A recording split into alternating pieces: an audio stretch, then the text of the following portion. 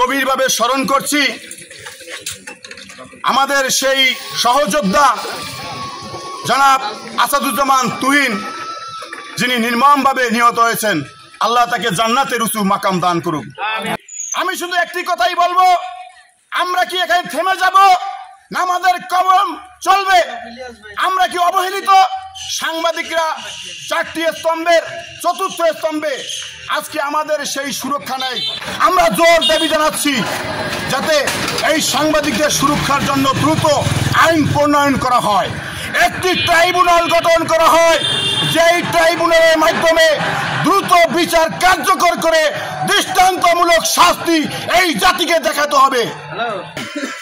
গাজীপুরের সাংবাদিক সাহসী কলম যোদ্ধা তুহিনকে হত্যার প্রতিবাদে আজকে যে মানববন্ধন আয়োজন করেছেন, আজকে মানববন্ধনকারীদের পক্ষ থেকে প্রশাসনকে ধন্যবাদ জানাই।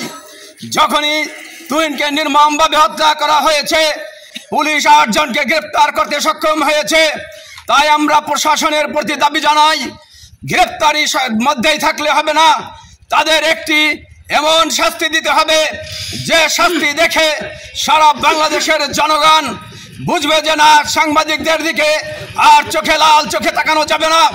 প্রিয় বন্ধুরা, সন্ত্রাসীরা কোনো দলের নয়, এরা দেশের শত্রু, এরা জাতির শত্রু, এরা সাংবাদিকদের শত্রু।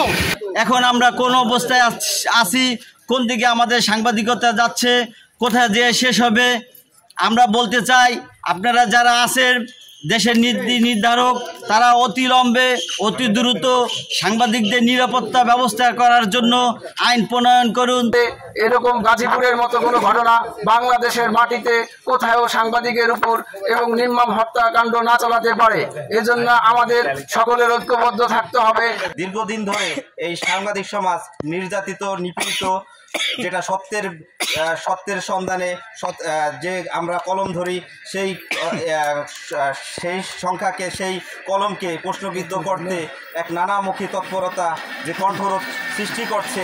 আমরা সত্য তুলে ধরি, আর এই সত্য তুলে ধরতে গিয়েই আমাদের বিভিন্নভাবে লাঞ্ছিত করা হয়, আমাদের মিথ্যা মামলায় জড়ানো হয়, আমাদের কণ্ঠ চেপে ধরা